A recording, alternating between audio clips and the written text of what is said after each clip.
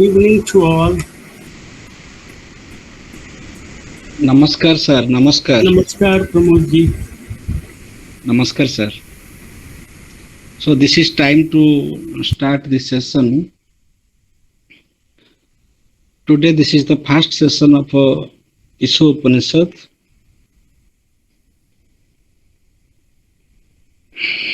Before we go through the verses, there are 18 verses in Upanisad. We shall discuss each verse one after another. Before that, we shall discuss about the Vedas and Upanishads as introduction. Then we shall discuss the first verse of Upanishads.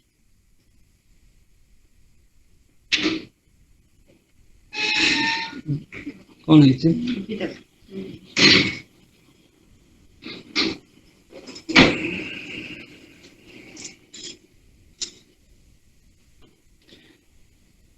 As we know that there are four Vedas. Vedas are of four types. They are divided into four types. The Rig Veda, the Sam Veda, the Jajur Veda, and the Atharva Veda. And each Veda is divided into four parts. Samhita, Brahmana, Aranyaka, Upanishad. We have four Vedas, and each Veda has four parts. Samhita, Brahmana, Aranyaka, and Upanishad. You have to remember, because this will come in your short time question. How many Vedas are there? Then you will write there are four Vedas. What are they? You will write Rig Veda, Sam Veda, Jajur Veda, and Atharva Veda. There are four Vedas. Each Veda has four parts: Samhita, Brahmana, Aranyaka, and Upanishad.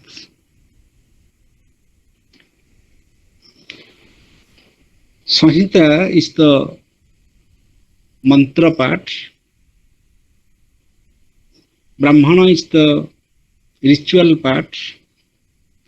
Aranyaka is the preparatory part. Preparatory part means from Karmakanda there is a journey to Jnanakanda, and in between Karmakanda and Jnanakanda there is a preparatory stage. We shall discuss that. That is Aranyaka. And Upanishad is knowledge. So the word Veda, that has been derived from the word Ved. Ved means also knowledge. That means the ultimate source of human wisdom is called the Veda. If we shall go to the history of man, then in the primitive age, when human beings were living in jungle, they were dependent upon the nature. Therefore, they had an obligation for the nature. They had a respect for the nature, because they did not have any other way. Now we are far away from the nature. Now we are neglecting nature, and that is the crisis today. We forget the contribution of the nature. Instead of nurturing, instead of taking care of the nature, we are now destroying the nature. But in the primitive age, when human beings were nature dependent, They were dependent upon the nature for food, for shelter. Therefore, in course of time, they started to worship nature. We worship out of need or fear. Why do we worship God? Because there is a necessity. Because that gives us peace, solace. Why should I believe in God? Why should I believe in Ishvara? Beyond the religious answer, religious sentiment, simply one can say that I get peace. I get solace. So that is the very common sense view, it is very natural. And we worship out of fear. So when man was nature dependent, man had a fear for the nature. That without the nature, his survival was impossible. Therefore, he started worshipping nature. Nature means the plant. Nature means sun. Nature means moon. Nature means water. Nature means air. Nature means earth. Because all these things were the source of human life. Therefore, man was the worshipper of the nature. For man, plant is the God, sun is God, moon is God, earth is God. And in course of worshipping, we praise, we appreciate, because that is a mode of prayer, that is a mode of worship. We worship something means we have to praise, we have to appreciate. So that is the prayer. Simply we say that we chant prayers, we chant mantras. That is nothing but appreciation. We appreciate something for which we are obliged. So we express our sense of gratitude to nature. So worshipping is nothing but an attitude of gratitude. If we depend upon something, then we are obliged for that. We are grateful to that source. So prayer means appreciation. Then prayer is not enough. In order to please nature, in order to please the deities, man started offering many things. Offering what? Offering the best thing.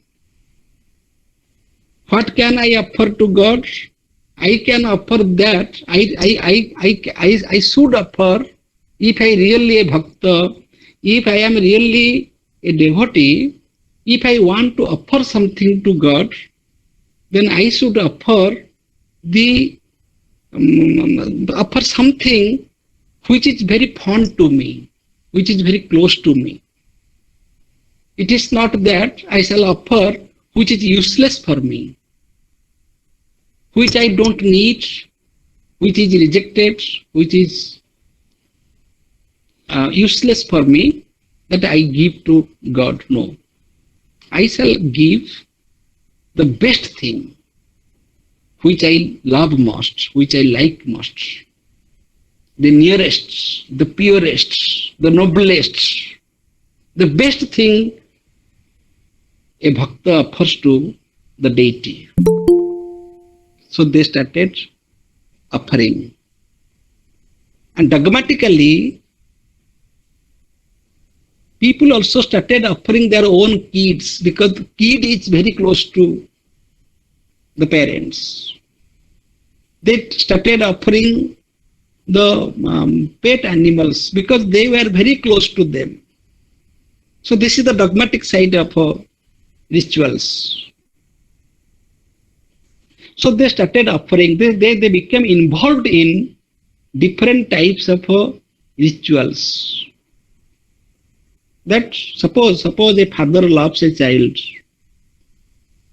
Mere saying that I love you is not enough.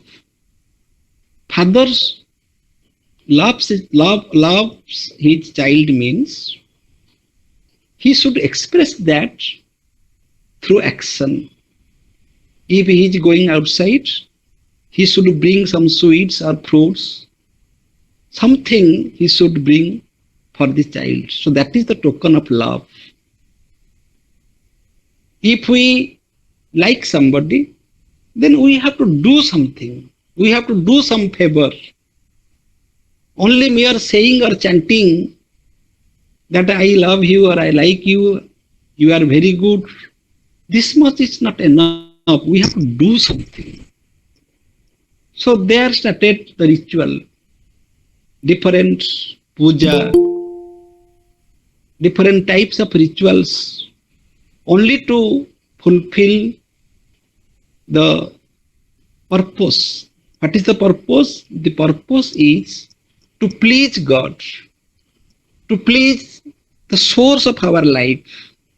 If water is the source of our life, then water should be worshipped. If Agni is the source of our life, then Agni should be worshipped. And this is very common sense. This is very natural. They started worshipping sun. They started worshipping moon. So the nature was worshipped by human beings. And many gods, not this god or that god, many gods. God means, Deva means that which gives. Je diyanti, taku devata kahanti. Deva means who gives and never takes anything from us. Sun gives us the light. Sun does not take anything from us in return. Sun does not have any vanity, any ego, any pride, any calculation, how much I am giving to the mankind. Sun is God because Sun gives without taking anything in return. Agni is Deva because Agni gives without taking anything from us. Water is Deva because water gives without taking anything from us. So Deva means who gives. So we should culture that attitude in our life. We should learn how to give without any expectation, without any return. And that is called karma yoga. That we should do our karma without expecting the consequence means we should do our duty for the sake of duty. No expectation, no calculation. Just give your work. Just offer your work. When you offer your work without having any expectation for the consequence, without having any selfish desire, when you do something for a lokasangraha, that action is called yajna. So whether you are doing something mechanically or you are doing something with a purpose of lokasangraha for the welfare of the society,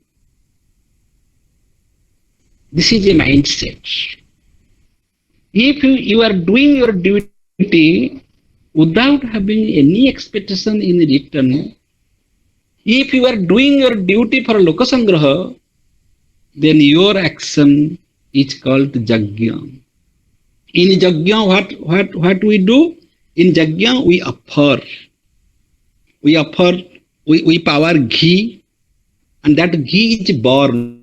And whatever is burned, that never returns to us. This is the philosophy of yajna. Because we give something without expecting that from the yajna. Ghee is powered on yajna means we can't expect, we can't get that ghee return, because it is given means it is gone forever. We can't get it back. Similarly, whenever we do something for the society, whenever we are discharging our duty, we are doing our duty, we should do without karta bhava. We should do our duty with a sense of gratitude, with a sense of yajna. So that is real bhakti. Bhakti means you express your gratitude in the form of action, not mere chanting, not mere appreciating. If you are really a bhakta, then you do something, and you do for the society. Protect the nature, because nature is for all. Protecting nature is a social activity, because the nature is meant for all. Nature is the source of existence. So the primitive people, they were very much conscious of the sense of obligation, sense of gratitude. If we are nature dependent, if nature gives us life, then we should worship nature. We should appreciate nature. And for that, we have to follow some rituals. That is called karma kanda. We have to do certain system. We have to worship in a systematic way. But after getting involved in karma kanda, people they become very dogmatic in their approach, because without understanding the very purpose of worship, if we insist on worshipping, if we go on worshipping, if we go on doing our work without understanding, suppose we are driving, we don't know where to go. What is the purpose of our driving? Where to go? If you don't know the destination, then that is good for nothing, that is useless. So, knowledge is required. We have to know what we are going to do. So that part is the Upanishadic part. Upanishad gives us knowledge. Upanishad gives us the wisdom, that before you do something, try to understand. Even you worship nature, you have to understand the nature. You have to understand the purpose of worship.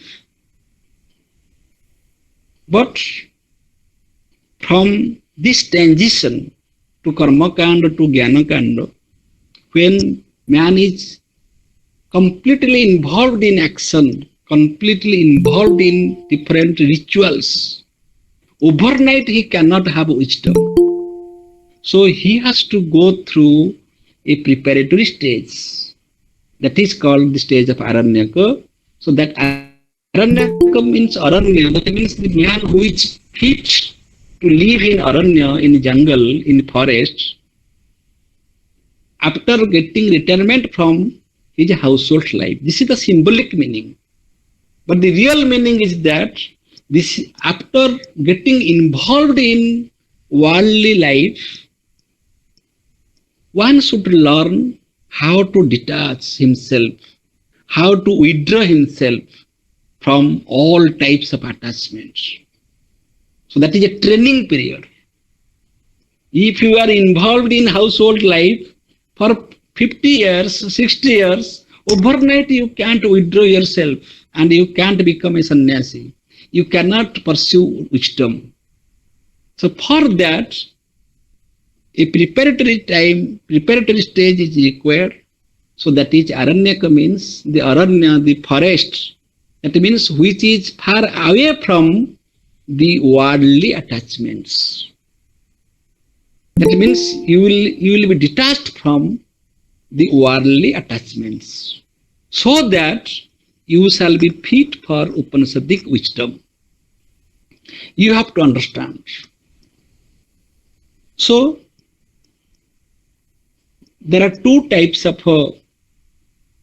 human beings.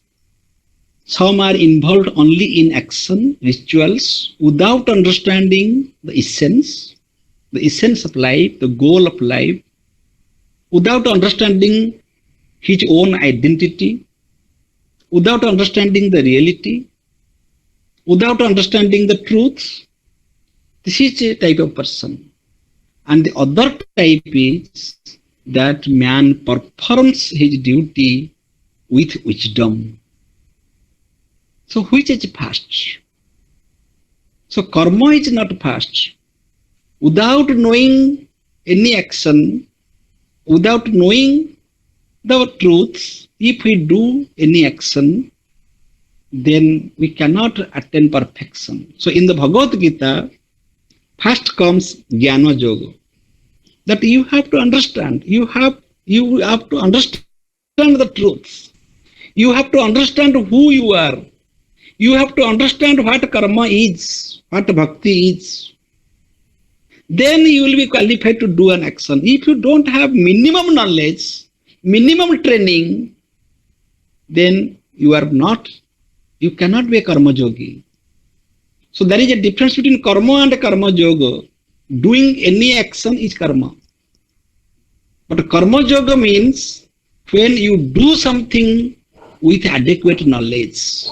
Yoga karmesu kausalam. That means you should know the trick. You should know the technique. You should know the art of doing. That art of doing is knowledge. Knowledge of action. Mere doing is karma. But when you have knowledge of action, you know the art of doing, and you are doing an action with a mind of equanimity, samatvam yoga uchyate. That means if your mind is steady, if your mind is quiet, if your mind is silent, if your mind is not disturbed, then only you can become a karma yogi. So knowledge is very, very necessary. Without knowledge, any action cannot reach its destination, cannot be perfect. Therefore, Upanisad, that is called Vedanta, Vedanta means the essence of a Veda, the last part of a Veda, that is the essence of a Veda. So the Veda gives us two types of knowledge.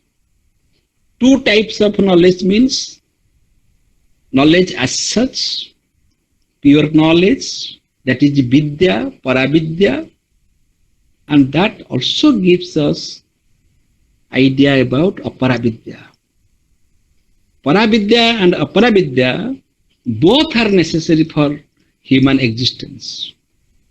In the Mundaka Upanisad, there is a very beautiful discussion about Paravidya and Aparavidya, how both the Vidya, both the knowledge are necessary for human existence. Because without Paravidya, we shall fail to know the ultimate reality, and without Aparavidya, we shall fail to live in the empirical world.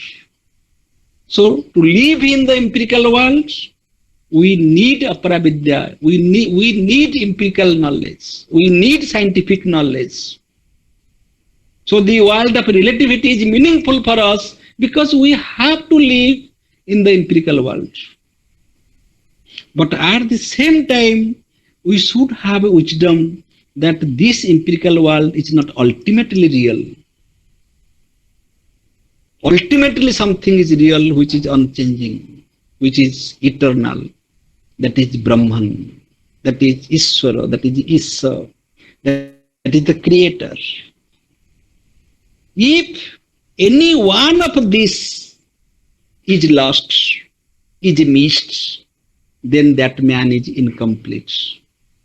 Paravidya without Aparavidya is incomplete.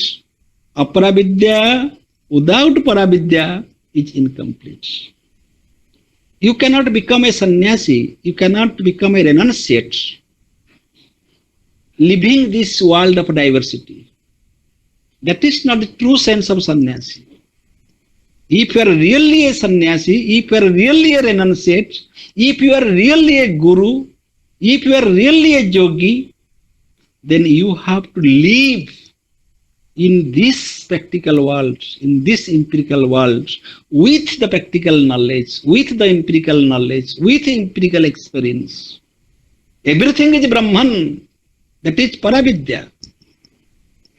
But that does not mean I shall touch the electric wire where there is flow of current, because it is Brahman. No, we should have this Aparavidya, this knowledge of the empirical world. That may be relative from the ultimate standpoint.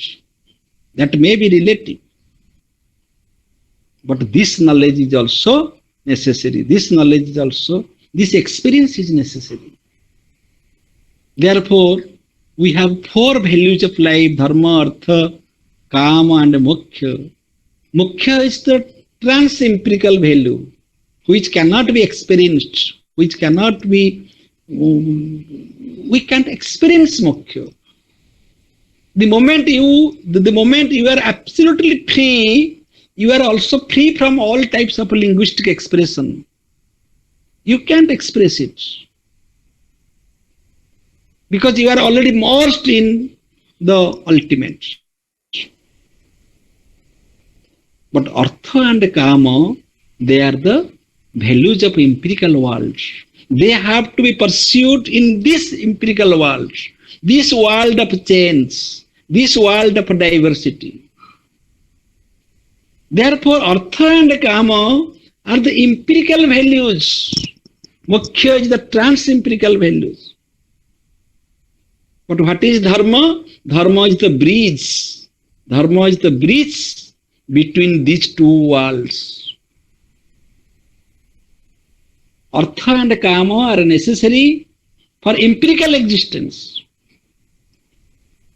But your purpose is not to only to exist in this world. Your purpose is to attain freedom. Therefore, moksha is the parama purusartha, that is the ultimate goal of life.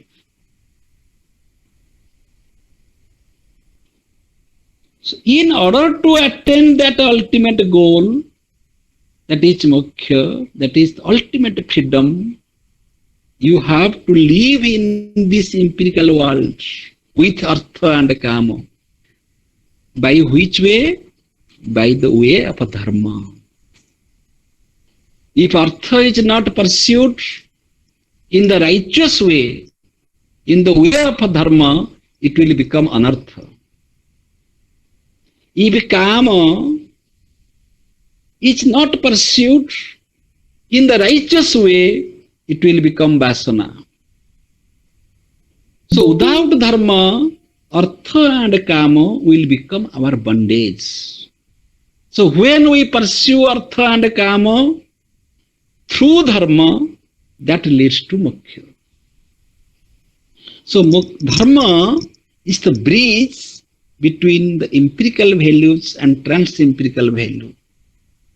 That means in the Upanishads, both the empirical world and the transcendental world, both the empirical reality and the transcendental reality are given equal importance. Because you have your body, you have your mind, you have your society, you live in this empirical world according to the laws of nature. These are all physical, these are all natural. So you have to live in this empirical world. So karmakanda is necessary. You have to do some karma. You have to respond to the nature according to the law of nature. But at the same time, you should have the knowledge of the ultimate reality. Yes, I am a father, therefore I have some duty as a father. I have some duty as a husband. I have some duty as a teacher. While discharging all these duties separately, I am very much sincere.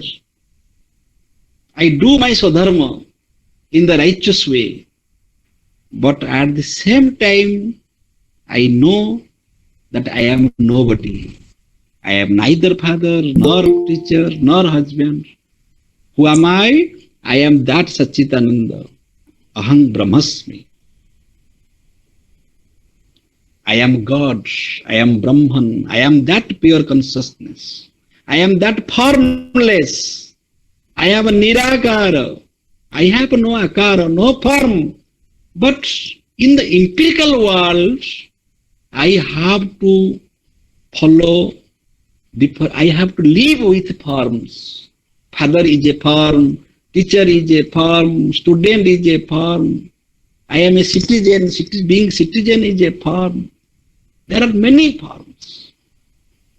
I have to go through these forms, but I should know that I am formless.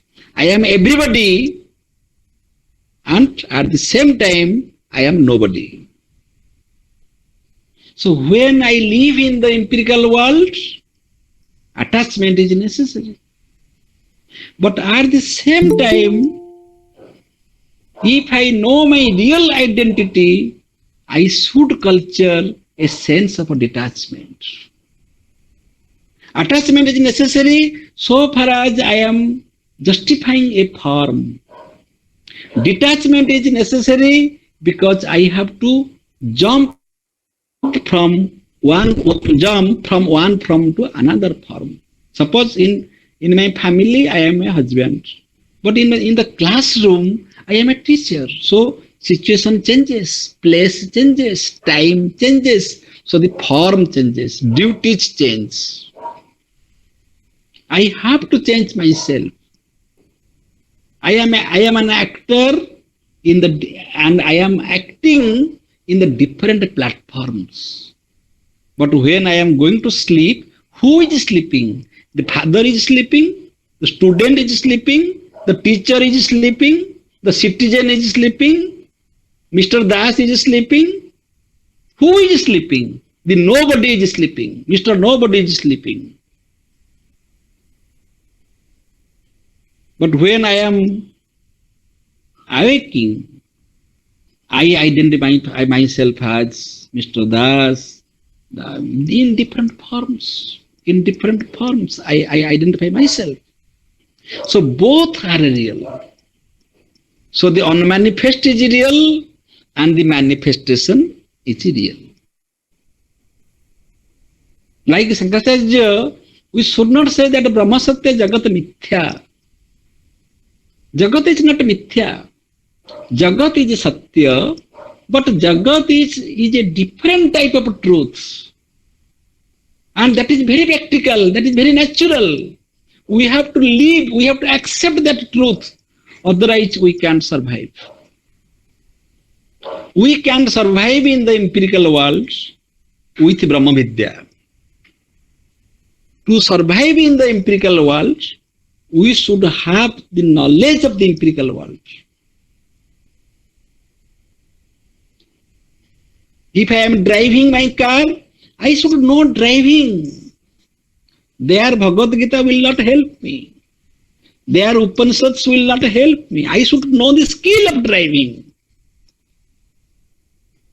If I am cooking, I should know that art too. If I am teaching, I should know the art of teaching. Otherwise nobody can understand me. But I am that formless. So Upanishad gives importance to both Karmakanda and Jnanakanda.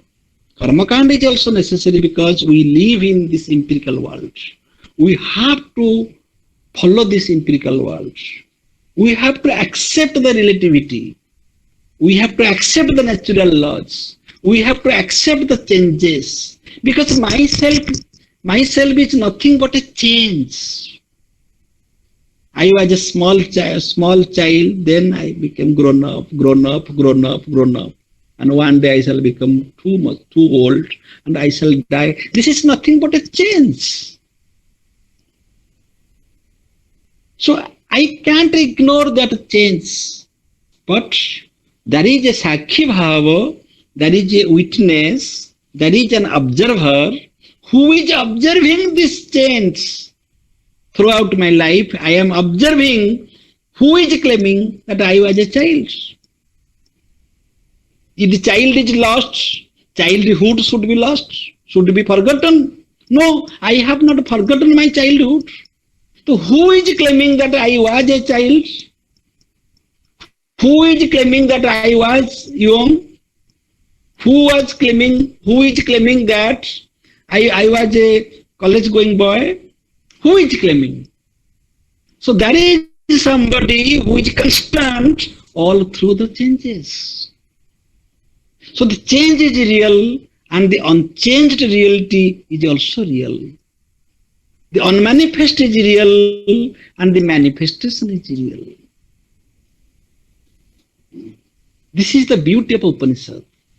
Upanisad believes in the material world and also the spiritual world.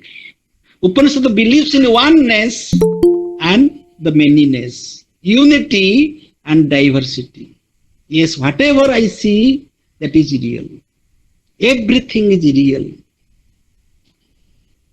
And in all diversities, there is something common, universal, essence, that is Brahman. That is the ultimate reality. For that unity, the diversity is understood, or diversity is explained.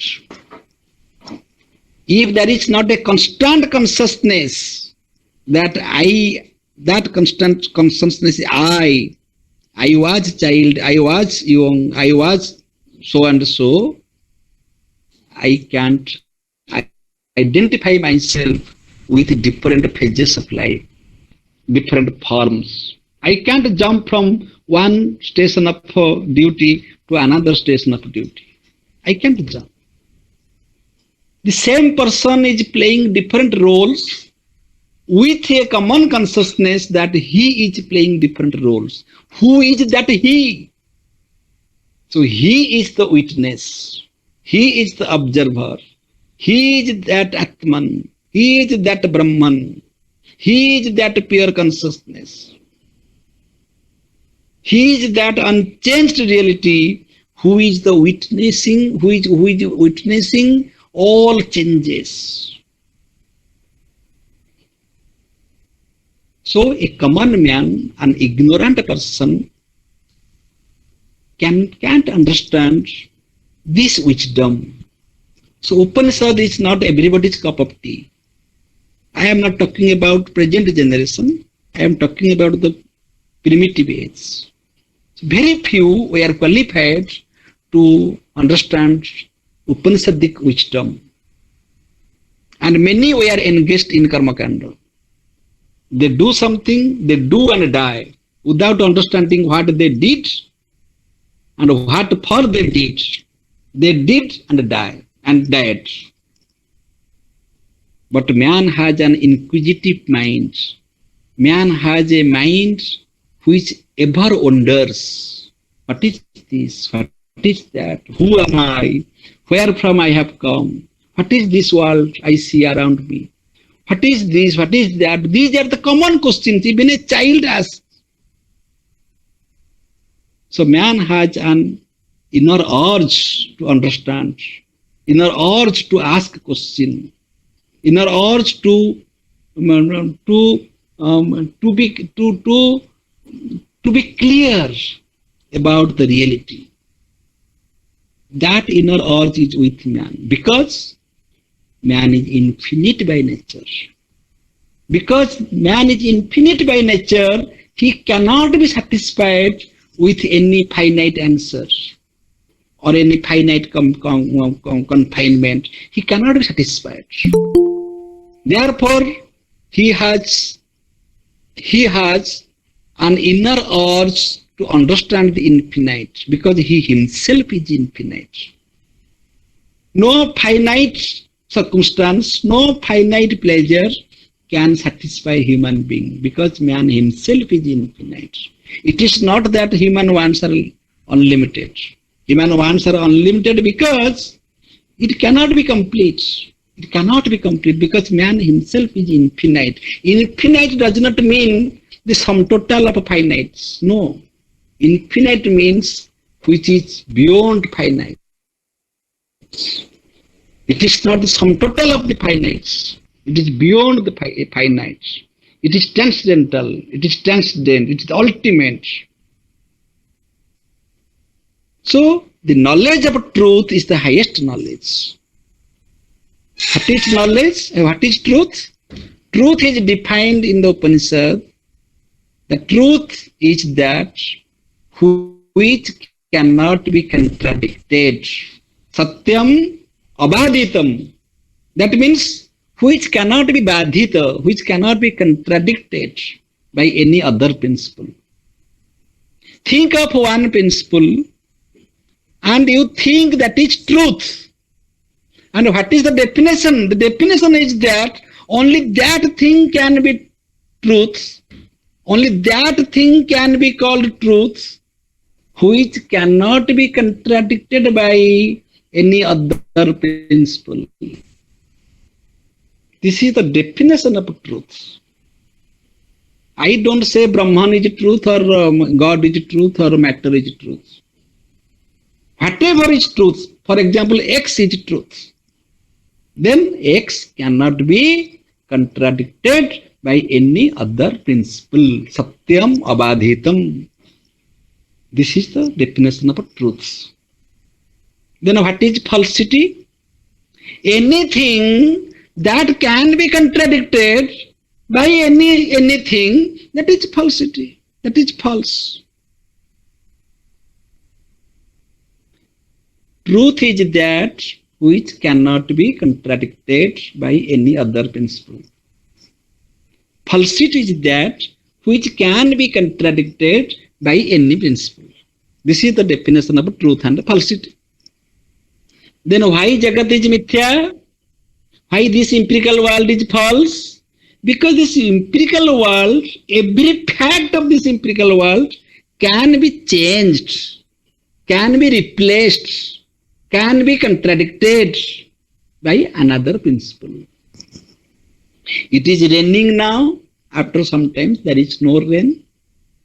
I can hold my body, it is growing, gradually it is growing without my consent. My mind is changing, relationships are changing.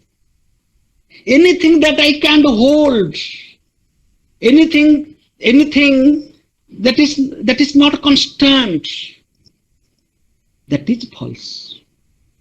In that sense, Jagat is mithya. Why Brahman is truth? Because Brahman is that truth which cannot be contradicted by any other principle. Which cannot be contradicted because that is the infinite, that is the totality. When can there be a possibility of a contradiction? When can there be a possibility of a contradiction? The answer is when there are two things. If there are two things, then one will contradict the other. When this possibility will not be there, when there is only one thing, then there is no second which can contradict this one.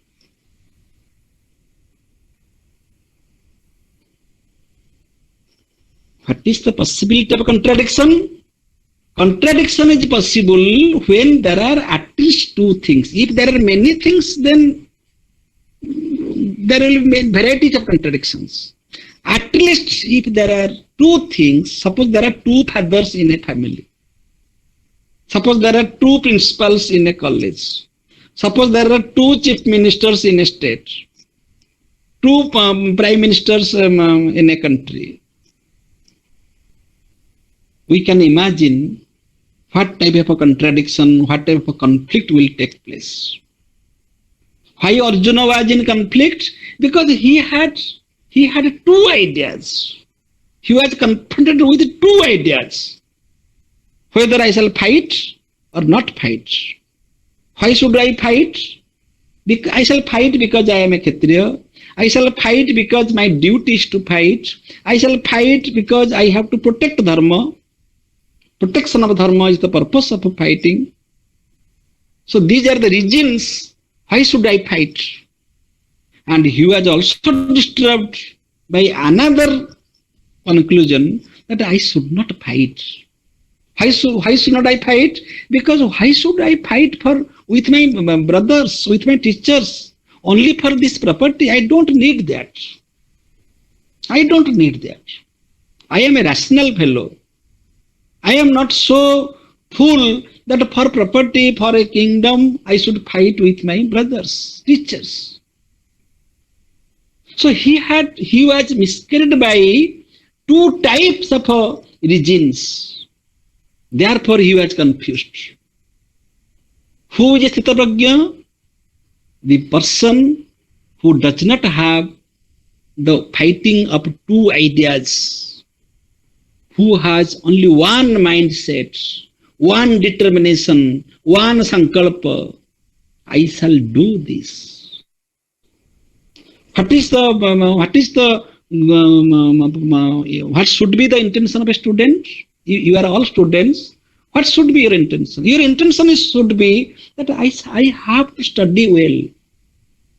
No other thought should be there. If there is a second thought, if there is a second purpose, then you can't be called a good student. Study is not so easy. Study is not that some online classes are taking and somebody is taking online class and I just attended. I know that is a commitment. If the teacher is committed to teach, students should be committed to learn. So learning and teaching both are the matter of commitments. And Upanisad means that. Upanisad. It is not important, it does not matter what you are taught. Upanisad does not mean what you are taught. You just sit before your teacher. That is enough. You just sit before your teacher. Upanisad. Sit before your teacher and listen. Don't wait for the agenda for class. What teacher will speak, that does not matter. But you should have a mindset, you should have a mental preparation to listen to your teacher, sitting before your teacher. First, have a mindset to sit near your teacher. Have a mindset to listen to your teacher. That is the basic requisite, that is the basic requirement of learning. That is sadhana. Have that sadhana, and that is Upanishad. Similarly, whom you worship is not important. Whether you are worshipping Allah or you are worshipping Lord Jagannath or you are worshipping Jesus Christ, whom you are worshipping is not important. That you are worshipping is important. That you have an attitude of worshipping.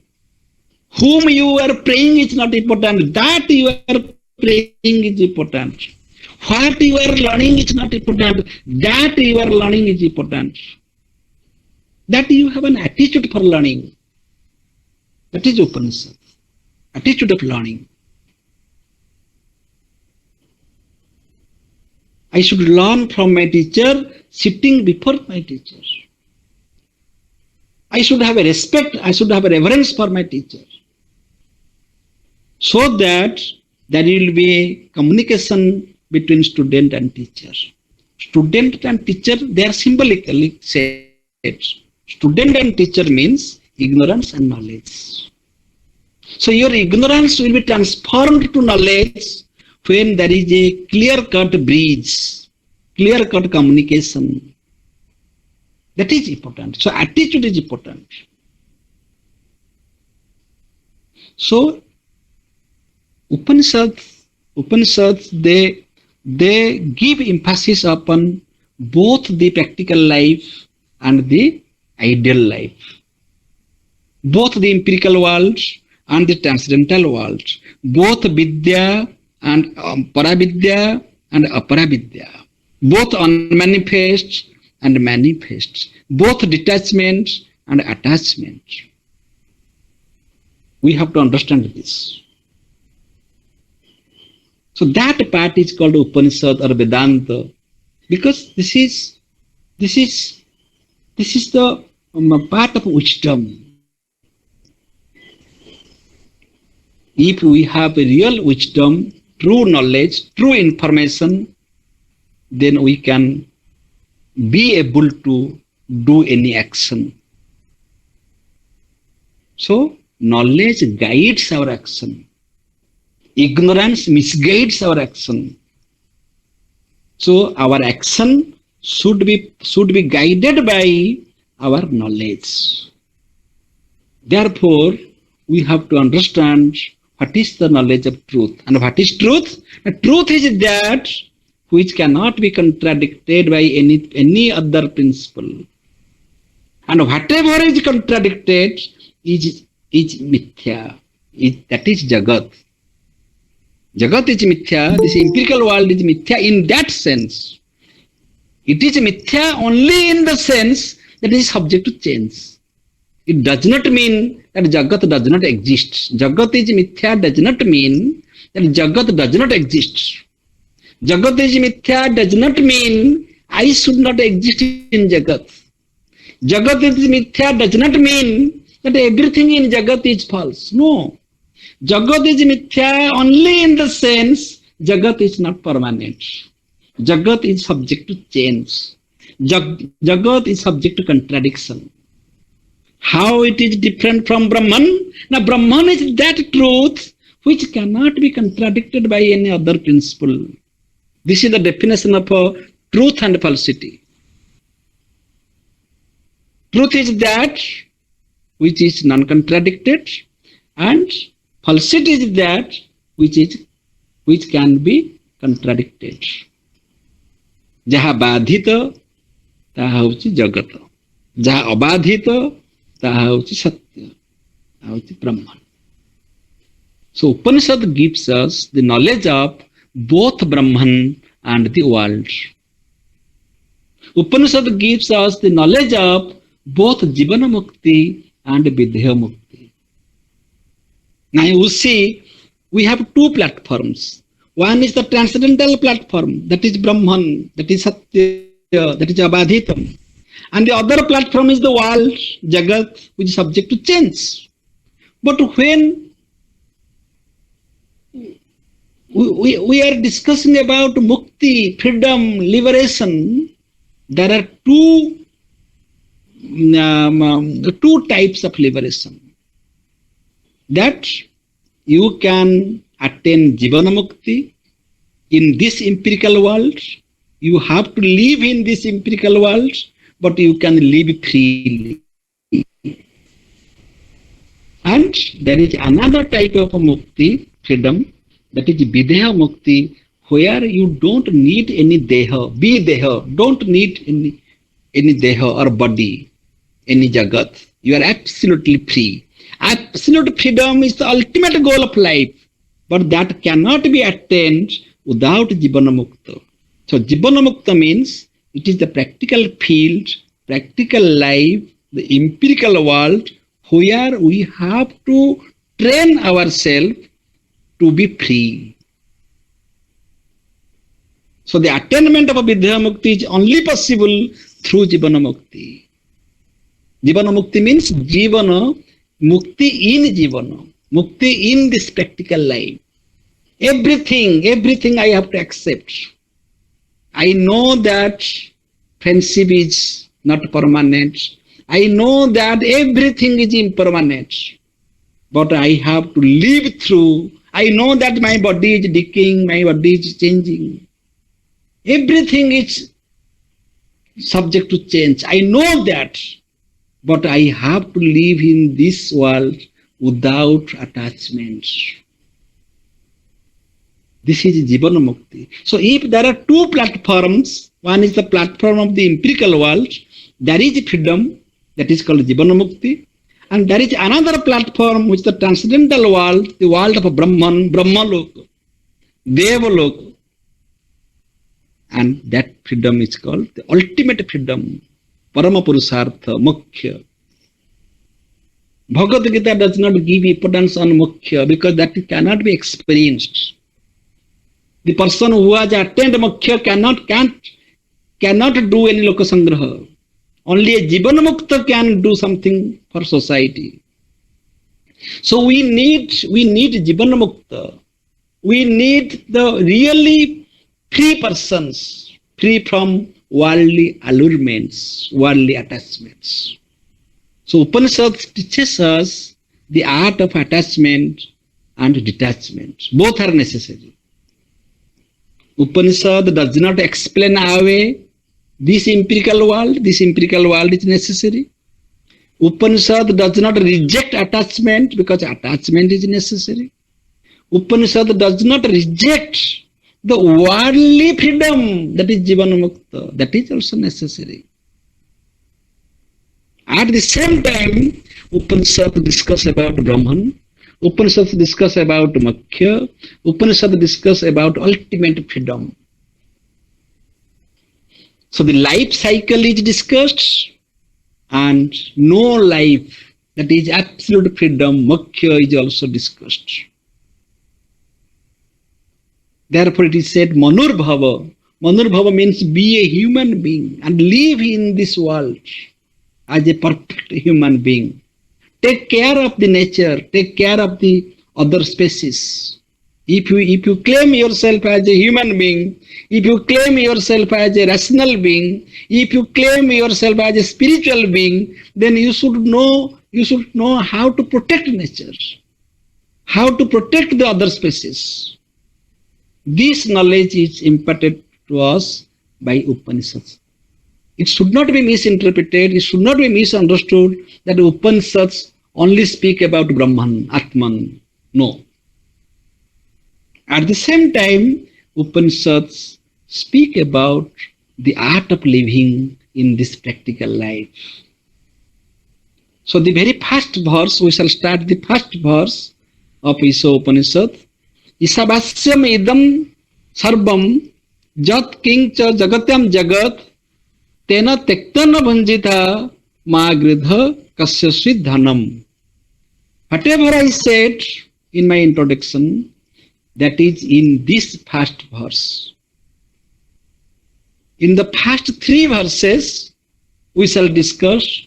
The first verse speaks about jnana,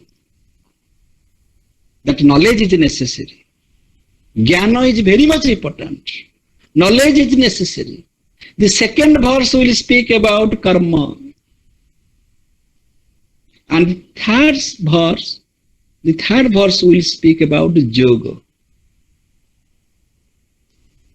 So the first verse is about jnana. That means we should have knowledge. We should have knowledge that what is truth and what is falsity, and what is the definition of truth and falsity. Whether truth be one or two, whether truth be one or many, truth cannot be many, truth cannot be two, because if there will be two entities, they will contradict each other. So truth must be one. And that one truth may be called as Isha, may be called as Brahman, may be called as Atman, may be called as X, Y, Z, any name we can give. Let us call it Isha. Let us call it Isha. Isha means Ishvara. Isha means God.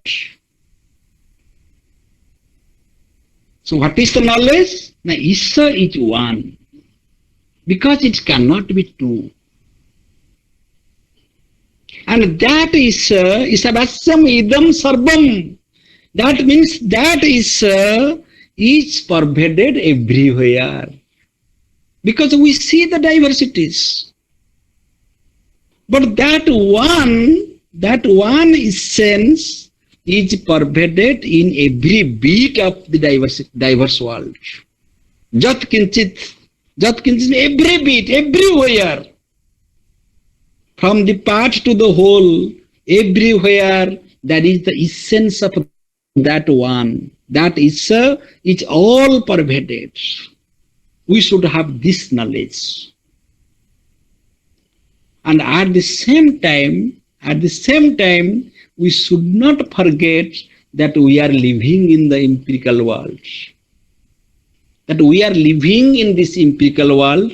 We are living in the world of relativity. We are living in the world of changes. But we should have that wisdom that this world of diversity is nothing but Isa, nothing but God, nothing but that entity. So the unmanifest is He, and the total manifestation is also He. So He is both unmanifest and the manifest. This knowledge everybody should have. Otherwise, he cannot be regarded as a man of wisdom. Therefore, the opening verse of Upanisad starts with wisdom. That everybody should have knowledge that Isa is one, and that one Isa is all pervaded, from beat to whole, from part to whole. There is nothing in the Jagat which is not pervaded by, covered by the essence, the Isa, that one. Because there cannot be two. There cannot be the other. There cannot be the second. If there would be a second principle, then they would contradict each other. So no second entity is there. If this wisdom will be cultured by us, then naturally we shall become ethical. We shall have sympathy. We shall have love. We shall learn sacrifice. We can feel others. Because everything is one. All plants are one. All human beings are one. Everything is one. We should have this understanding. We have to live with diversities. But we should have the understanding of the unity. So with the understanding of the unity, we have to live with diversities. This is the beauty of Upanishadic teaching.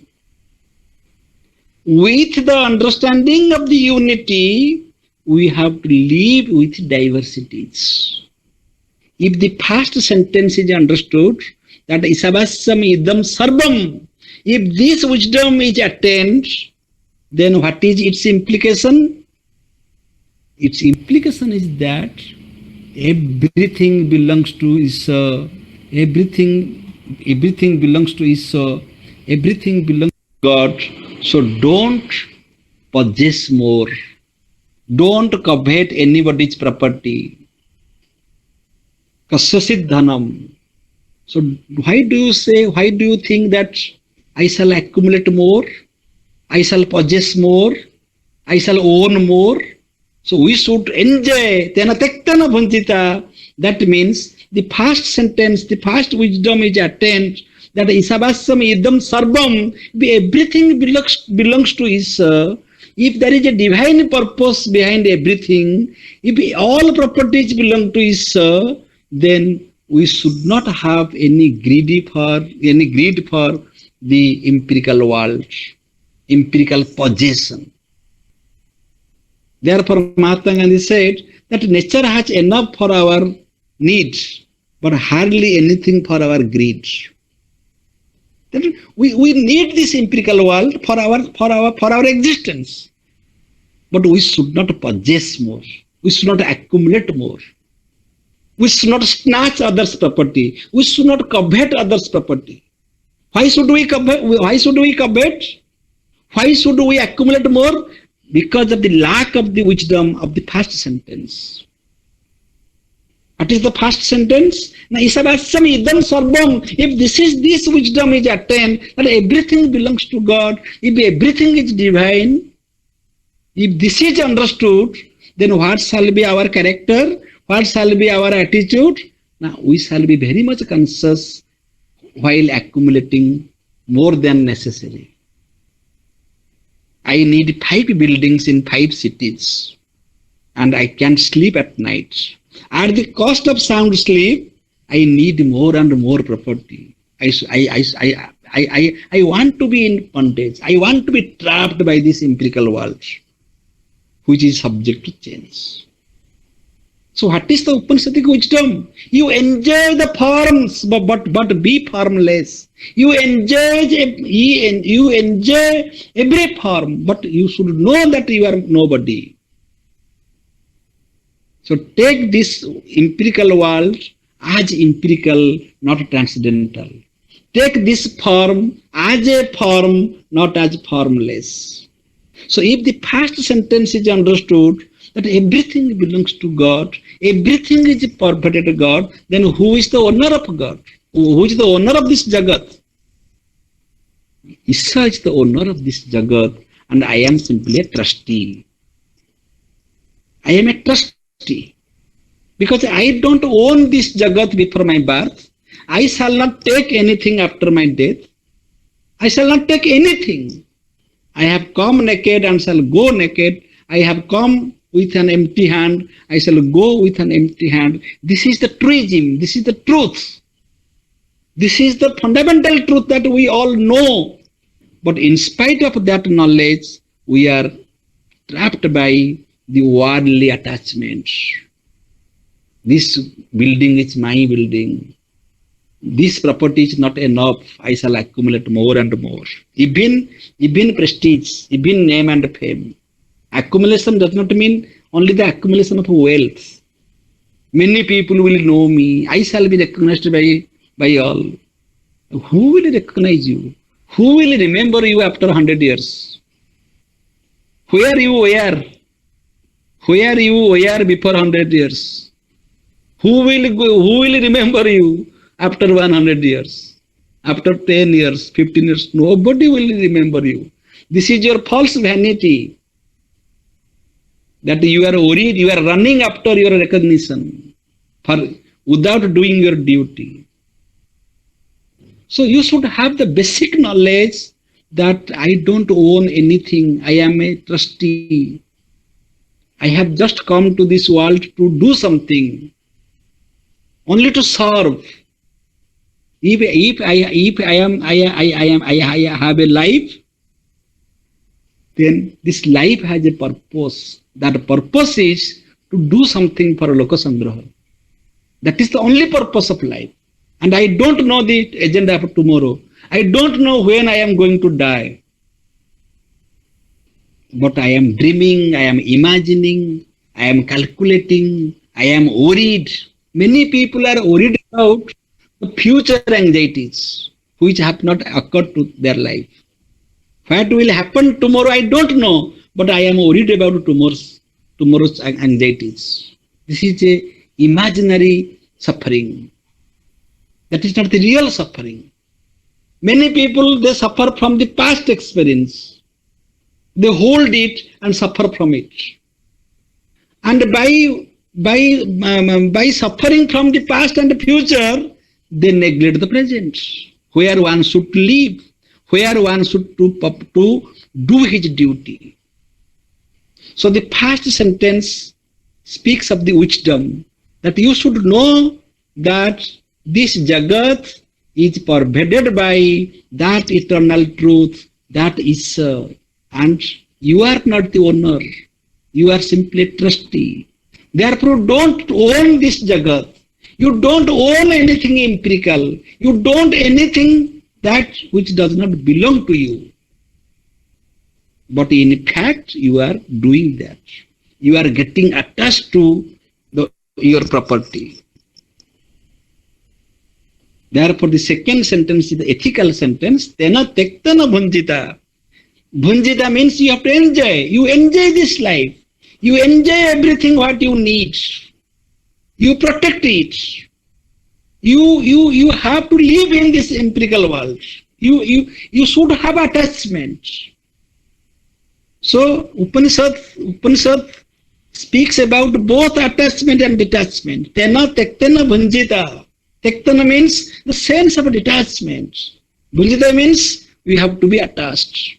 That one, you have to be attached, because without attachment, you can't live in this world. You need to be attached. Attachment is necessary. Without attachment, you cannot perform any action. Without attachment, you cannot maintain any relationship. Without attachment, you cannot do any duty.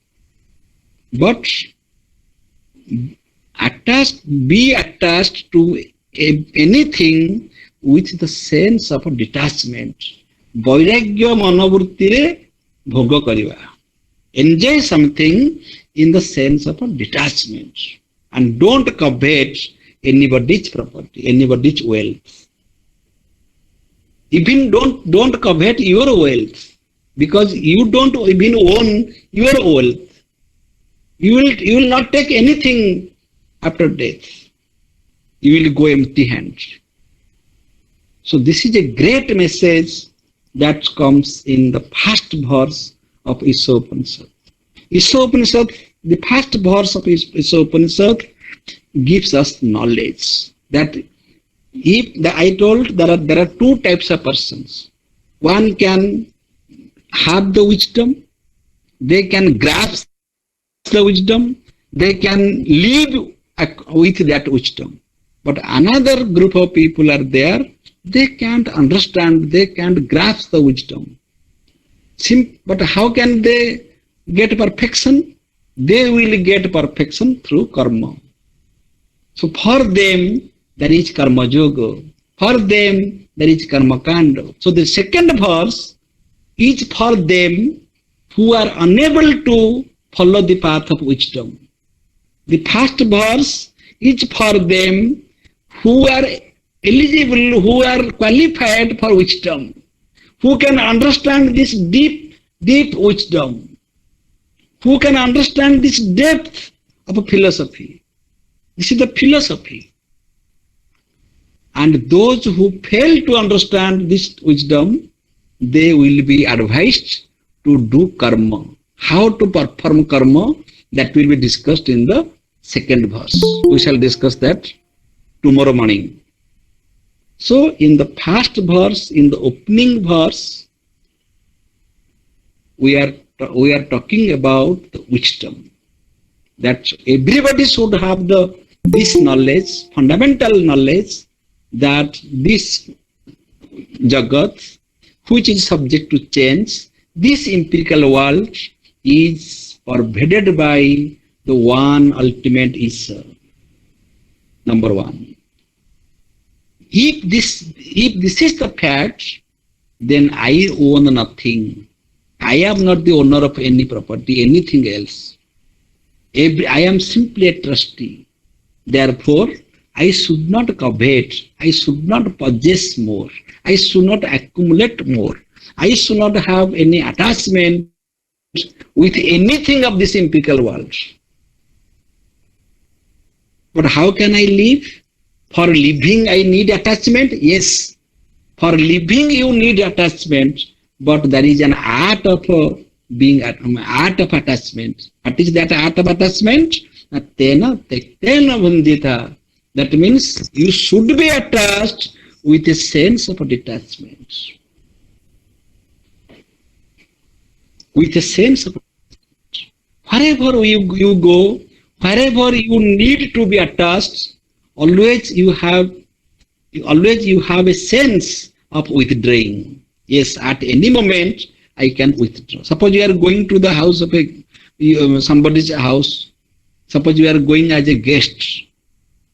They are welcoming you. They are giving you well treatment. That's all right. But after going, after sitting in their sofa, you should not think that this sofa should be mine or this building should be mine. I should have such type of building. This type of attitude is very common with us. Whatever we see, we want to possess. I saw something, then I claim that this is mine. I should possess it. And now I should possess it.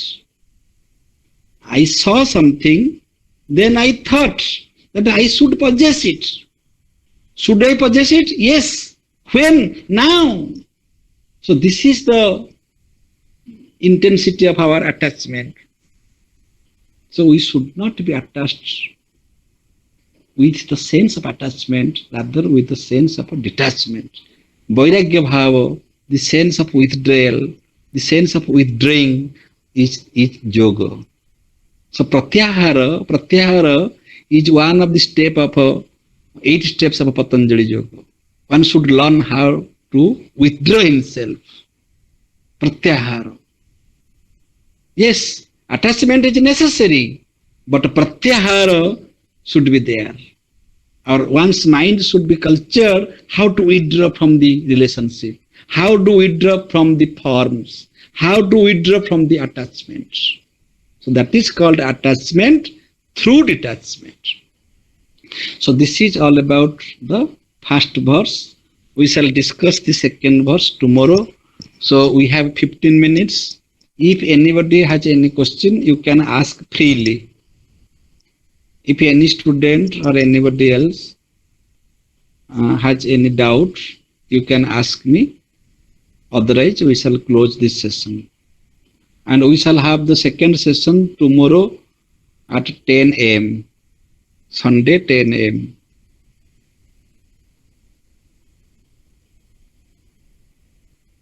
Any question from students?